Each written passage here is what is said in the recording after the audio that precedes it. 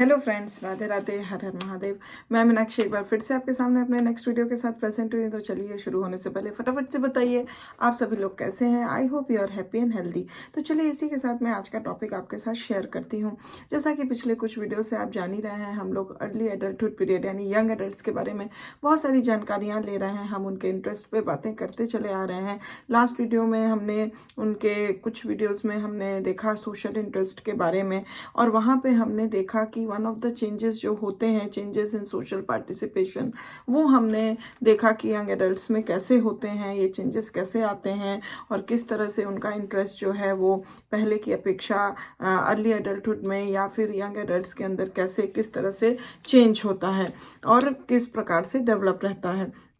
तो यहाँ पे हमने बात की थी पिछले वीडियो में कि ऐसे कुछ इंपॉर्टेंट फैक्टर्स हैं जो इन्फ्लुएंस करते हैं यंग एडल्ट्स को सोशल पार्टिसिपेशन करने में। तो चलिए, आज इस सेशन में हम ये जानेंगे कि ऐसे कौन से फैक्टर्स हैं that influence social participation in early adulthood, यानी यंग एडल्ट्स के अंदर अर्ली एडल्टहुड में कौन से ऐसे फैक्टर्स हैं जो सोशल पार्टिसिपेशन को इन्फ्लुएंस करते हैं।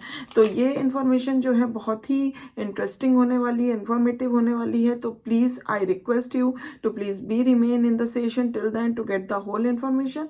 और एक बात और, अगर चैनल को सब्सक्राइब नहीं किया है तो जल्दी से करिए, जिससे आगे आने वाली हर वीडियोस का आपको नोटिफिकेशन मिल सके और आप आसानी से उसका लाभ उठा सकें। तो चलिए, इसी के साथ let us begin with the session.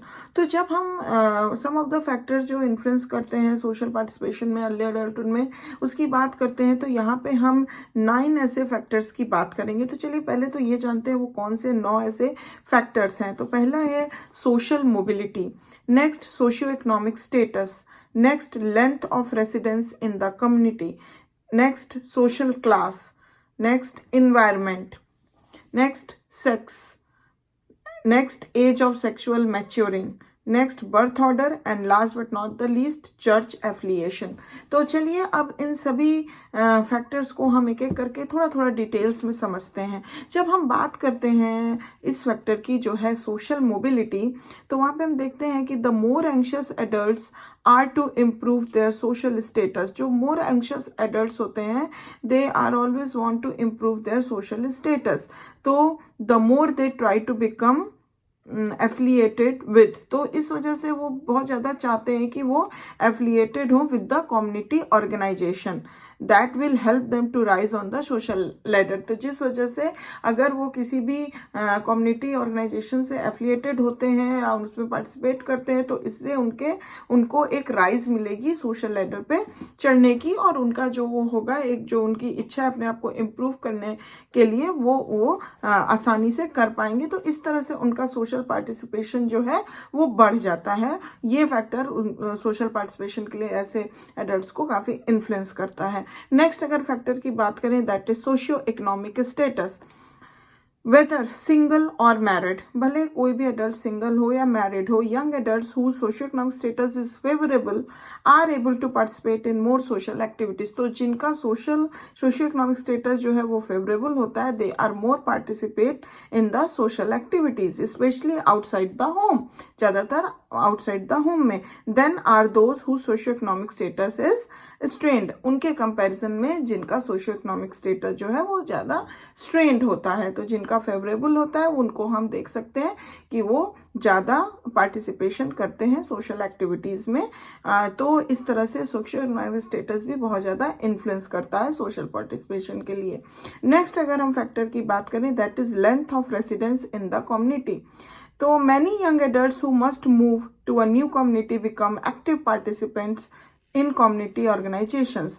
तो बहुत सारे यंग एडल्ट्स जो होते हैं, जो घूमते रहते हैं, मूव करते रहते हैं to new different communities, they become the more active participants to community organisations as a way of meeting people and forming friendships. तो क्योंकि उनको ऐसा लगता है कि they move to the new community, तो they have to be more active and more participated in the by being meet with the new friends, new people.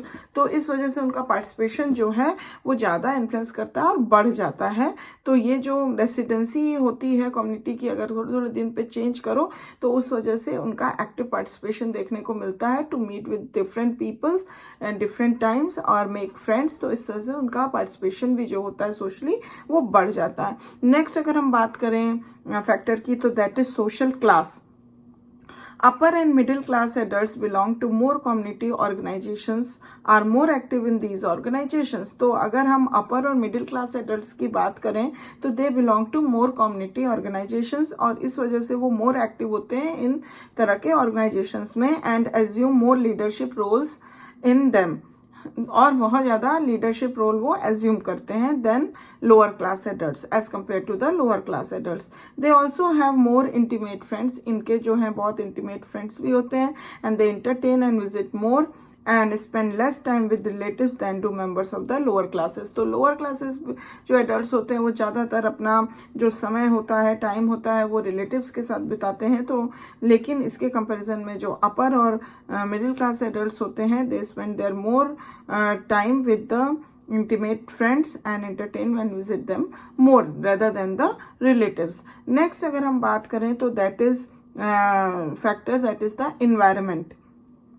The social life of young adults living in cities may center more around relatives than that of young adults. तो social life जो young adults जीते हैं, जो बिताते हैं cities में, may center more around relatives. उनका जो life होता है वो centered around relatives होता है than that of the young adults who live in rural and सब अर्बन एरियाज, उनके कंपैरिजन में जो कि रूरल और सब अर्बन एरियाज में रहते हैं, where there is more neighbourliness, वहाँ पे क्या होता है नेबरलीनेस ज़्यादा पाई जाती है एंड सोशल पार्टिसिपेशन इस वजह से ज़्यादा बढ़ जाता है। तो ये भी एक बहुत ही, ये जो एनवायरनमेंट है ये भी एक बहुत इम्पॉर्टेंट फैक्टर है वो होने का, सोशल पार्टिसिपेशन होने का। नेक्स्ट अगर हम बात करते हैं फैक्टर की तो that is sex. Married men are freer to engage in social activities outside the home than married women. तो married men जो होते हैं they are more freer to engage in the social activities outside, वो ज़्यादा free होते हैं social activities करने के लिए outside the home than married women के अपेक्षा में। Who often must limit their social participation to the home or immediate neighborhood, कि जो often must time social participation में ज़्यादा करते हैं टू होम और इमीडिएट नेबरहुड में। अनमैरिड वुमेन हाउ एवर, अगर अनमैरिड वुमेन की बात करें तो are often more active in community life than unmarried man, तो वो जो है वो मोर एक्टिव होती हैं अपनी कम्युनिटी लाइफ में देन अनमैरिड मैन की अपेक्षा में। तो ये भी एक बहुत बड़ा फैक्टर है जो इन्फ्लुएंस करता है सोशल पार्टिसिपेशन में। नेक्स्ट फैक्टर की अगर हम बात करें that is age of sexual maturing. Men who matured early are more active in community affairs and more often play leadership roles. तो मैन जो जल्दी मैच्योर हो जाते हैं they are more active in community affairs then and often play a leadership roles then man who mature late, उनके comparison में जो man late से मैच्योर होते हैं। Women who were early maturers continue to be socially active, तो जो early मैच्योरर women होती हैं वो भी सोशली एक्टिव काफ़ी देखी जा सकती हैं एडल्टहुड में आके, if circumstances in their lifes permits, अगर उनके जो भी सर्कमस्टेंसेज हैं उनके जीवन के वो अगर उनको परमिट करें तो they are come more active in the social life. Next अगर हम फैक्टर की बात करें that is birth order. First borns many of whom suffer from feelings of insecurity.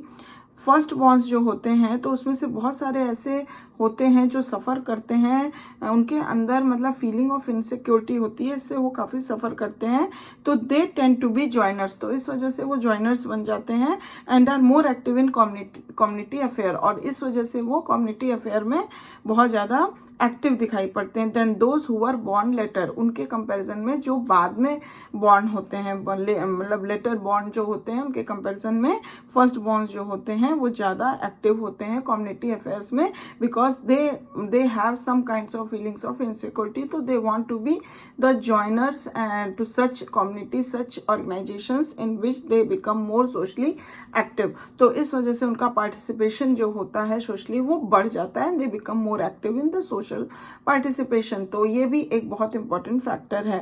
Next और लास्ट जो फैक्टर की हम बात करते हैं वो है church affiliation. Adults who are members of a church tend to be more active in church, तो जो भी मेंबर्स चर्च के मतलब चर्च के जो भी मेंबर्स होते हैं वो उनको देखा गया है they are more active in church and other community organization. Then those who have no church affiliation, उनके कंपैरिजन में जिनका कोई भी चर्च एफिलिएशन नहीं होता है। अगर चर्च एफिलिएशन या ऑर्गेनाइजेशन से आप एफिलिएटेड होते हो तो बाय डिफॉल्ट आपको उसमें एक्टिव होना पड़ता है, उनकी चीज़ों में शामिल होना पड़ता है, तो आपका पार्टिसिपेशन जो है वो बढ़ जाता है। और ये एक बहुत बड़ा फैक्टर है जो इन्फ्लुएंस करता है social participation in the early adulthood और अमंग द यंग एडल्ट्स। तो इस तरह से हम देख पाए कि ऐसे ये 9 फैक्टर्स हैं जो कि किसी न किसी रूप से इन्फ्लुएंस करते हैं यंग एडल्ट्स को अर्ली एडल्टहुड पीरियड में सोशल पार्टिसिपेशन करने में और ज़्यादा एक्टिव होने में। तो इस तरह से ये सारी चीज़ें हैं। तो आई थिंक ये इन्फॉर्मेशन आपको अच्छी लगी होगी। अगर समझ में आई है तो प्लीज़ एक लाइक ज़रूर दे दीजिए, और अभी तक चैनल को सब्सक्राइब नहीं किया है तो जल्दी से करिए, जिससे आगे आने वाली हर वीडियो का आप फ़ायदा उठा सकें। Thank you very much for watching this video till the end. If you have any question, any comment, any query, please feel free to give it to the comment box. I will back soon with my next beautiful session for you. Till then, please take good care of yourself. Bye bye.